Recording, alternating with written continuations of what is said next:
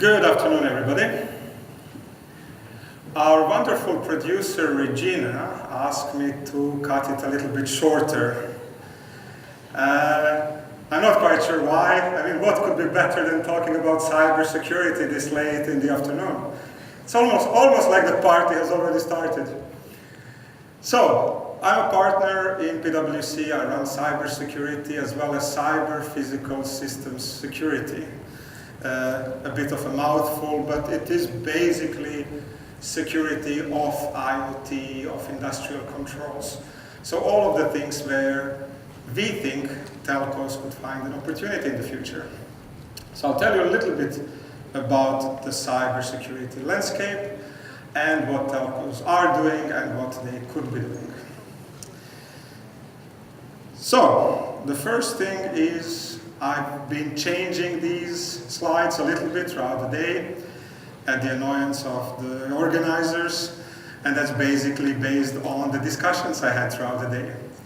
And one of the things I heard several times is, why do we care about cybersecurity? We are not a bank, nobody's attacking us. Well, it might have been true a few years ago, but now I'll do what I do best as a cybersecurity consultant. I'll try and scare you a little bit. So this is the view from the PwC's Global State of Information Security Survey. For those of you who are not in information security, this is one of the most respected surveys, not just because it's PwC. I used to quote it even when I was in IBM. It is because it has a huge amount of respondents. So it's more than 10,000 respondents. And in Asia Pacific or in Asia, a large number comes from Asia. And something interesting happened last year. So financial services were under attack for decades, since the first attack was on a Citibank in '94 up until a few years ago. Last 2 or 3 years, healthcare data was actually more under attack than financial services or credit card data. And last year, surprisingly, telecommunications industry came under the most amount of attacks. So not only that it had the largest number of average security incidents, our telecommunications respondents, but it also had the biggest growth, so 70% growth compared to the previous year. So what's happening? Why telecommunications? And sorry, one more point to make. Telecommunications in Asia are in particular problem because based on a number of other data, and I don't want to bore you too much with the numbers and statistics, but when we consolidate various other views and surveys from the industry, organizations in Asia are 5 times as more vulnerable than in the rest of the world. So slightly lower maturity, increase in threats, so increase in attacks, and the result is that the organizations here are more vulnerable. You might have heard, because it was in general news, about the recent survey from FireEye, which said that organizations globally, when attacked, an attacker can roam freely within their network for 146 days before being discovered. In Asia, that amount is 520 days. So an attacker, once they establish a foothold in an enterprise network, they have almost 1.5 years on average before they are discovered. So that's a couple of scary statistics. Heard that from your professional life, or even just from the general news that you read, that cybercrime is becoming top of the news, top of the minds of the governments, of the boards, and so on. So it's the average number of security incidents has grown 38%, 70% for telcos, just to remind you. The impacts of security incidents are growing. The growth of cybercrime is faster than any other economy or any other industry, so it's about 66% annual growth. the size when compared to the other traditional organized crime markets. So these are the numbers from the UN doc from the United Nations. Illicit drugs market is estimated to be 321 billion. Human trafficking 150, prostitution 186. Cybercrime, hard to estimate, but even if we take the lowest estimate of 450 billion, is bigger than all the other traditional organized crime markets together. Not sure if you noticed, in the bottom right corner, that's the cybersecurity spend. So here lies the first problem. The cybercrime market is huge. It attracts a huge number of people, especially in certain jurisdictions, and it's growing rapidly, much faster than cybersecurity. Again, some of the scary estimates: in 4 years, the cybersecurity market is estimated to be $170 billion, which sounds great. However, the cybercrime market is estimated to be $6 trillion. And that's a GDP of a mid-sized country by that time. And my favorite statistics, I'm almost done with the numbers, not much more. My favorite statistics is, because it's such a huge and successful enterprise, because they have very good margin, very profitable enterprise, they are reinvesting 50% of their profits into R&D. So cyber criminals are able to invest more in figuring out new ways to attack us, and they can spend more on that than the whole cybersecurity spend. Now, after all these numbers, if you decide to switch careers, please don't quote me once you get caught. I know this sounds like a really good business opportunity. So what's the bottom line? The bottom line is cyber criminals are able to innovate. They figured out various new ways how to monetize private data, how to do various types of identity frauds, how to monetize any IP that they steal. So the breadth of the services that are being offered on the cybercrime market became huge. And what that means? It means that telcos suddenly became a very profitable target for cyber criminals, because there is a huge amount of very detailed subscriber data, and through telcos they can facilitate network intelligence and access to the other targeted victims. There is a third part, which is telcos being critical infrastructure, providing communication for all the emergency services and so on, and really being a target in the cyber warfare or similar, or just putting a foothold in the countries when there is increasing geopolitical tension. So what else? The other area is that the IoT and the CPS and the Industry 4.0, lots of things we are discussing right now, it is already here. And it's changing. It's changing the cyber challenge beyond the enterprise. All of the traditional means of protecting enterprises, like perimeter security and firewalls and so on, is increasingly becoming not useless, but ineffective or not sufficient. And we see that, again, in Asia. Maybe the data is a little bit more China skewed, but we have a sudden change where last year the targeted technologies were web or mobile or BYOD.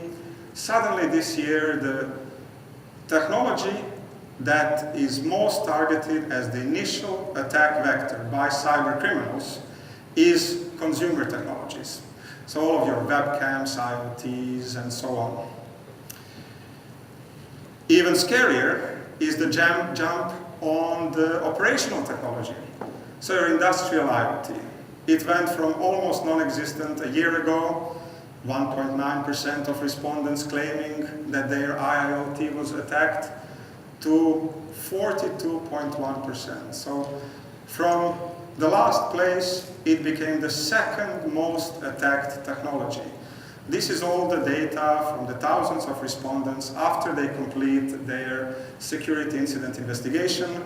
They try to figure out how the cyber criminals breached the organization first, and they find out that in 42% of the cases it was through IoT or IIoT. So what that means? That means that increasingly consumers are expecting from their providers to secure them, to provide some level of cyber protection. It has been a trend already. You all must know SLAs are increasingly focusing on protecting, on cleaning some of the data, either driven by just the competition or by the demand from the consumers. When we talk about the devices, all these IoT devices, this is becoming even more pronounced. So in mobile and the various IoT space, consumers exceedingly expect telcos to provide some level of protection. The other aspect is that security is changing. So because of the changes in the threat landscape, because of the changes in attacks, we have moved from the perimeter security a couple of decades ago, over the couple of phases, to now talking mostly about the resilient cybersecurity. And what that means?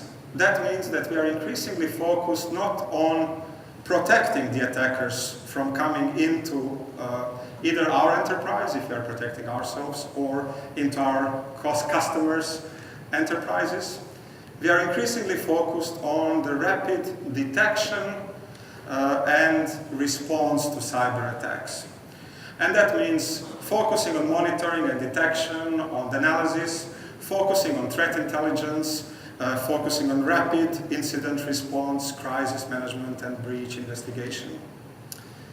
And what's interesting about that is that when you say that your best bet to prevent cyber security incidents, or at least reduce impacts, that your best bet is advanced analytics, then you have to think advanced analytics is more effective and there is more data being correlated.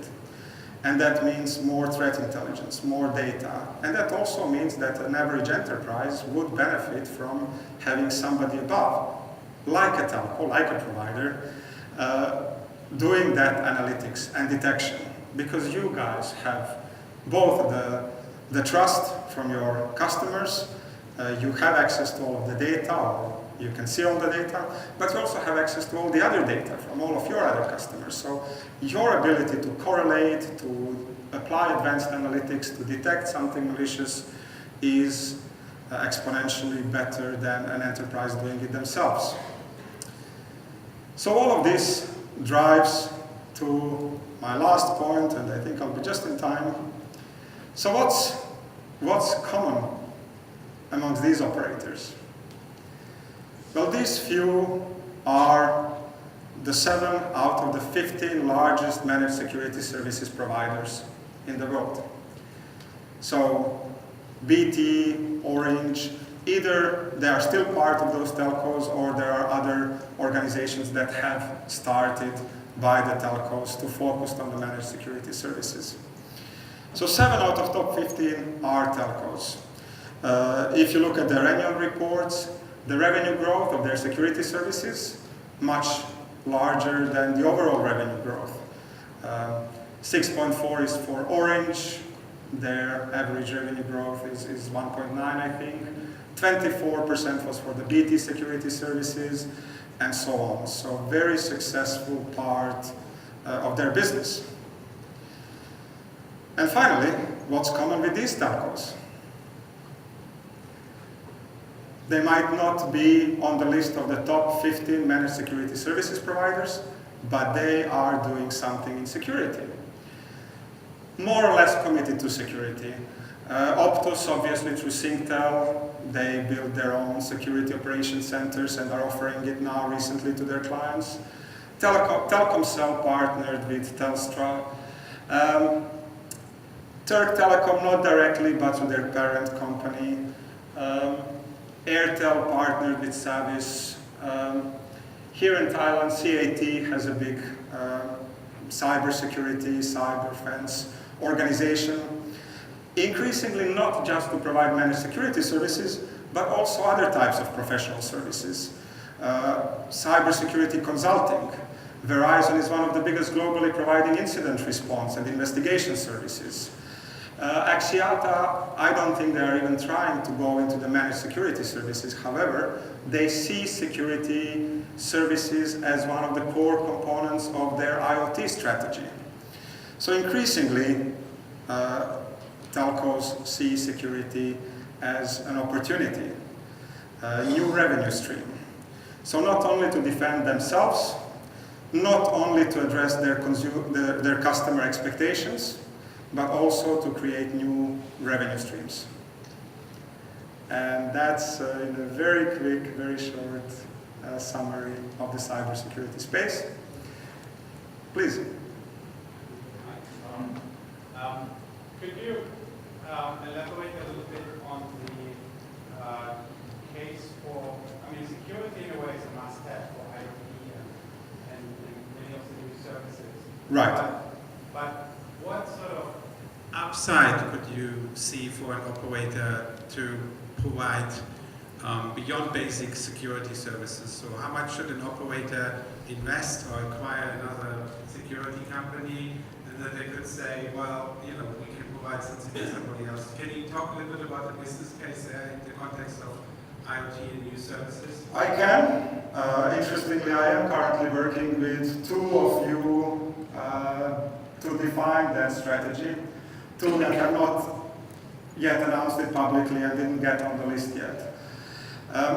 In very short, we keep talking today, I heard several times the concern about telcos or operators becoming dumb pipes.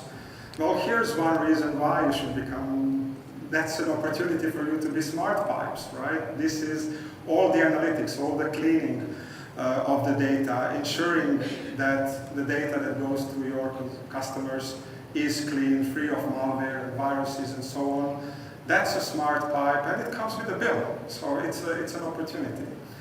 IoT specifically is interesting because it's very hard for an enterprise to manage that connectivity. So a distributed IoT, whether it's the smart city or agricultural IoT or similar, most often it connects directly to the network. So how does an enterprise secure it when it's impossible or it's not feasible to put security on the device itself? So what it means is that the traffic has to be cleaned as much as possible, and it has to be monitored. With IoT is also interesting because IoT has a fairly simple communication profile. A sensor will always send similar data. So unlike a consumer who changes their behavior constantly, devices are much simpler. So again, it makes sense that somehow above there is a consolidated behavioral analytics to look for any device or anything that is misbehaving or any kind of anomalous behavior. So just from the implementation point of view, it makes sense that the operators provide some level of cleaning and some level of analytics to detect anomalous behavior. From the operator perspective, this is a fantastic opportunity to be a smart pipe, to provide additional services and charge them. And the best part of all of this is that the consumers are happy to pay for that. Other statistics is there is 78% of organizations that don't know what to do about security.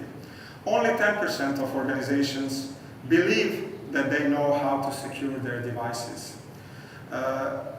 Their spend on security is growing rapidly. So instead of paying a huge capex to something that they don't quite believe is going to secure them, they would be ready to pay OPEX to a service provider and have some level of assurance that their devices are going to be secured. Any other question? All right then, now I'm around, so if you think of anything else, feel free to ask me. Thanks a lot.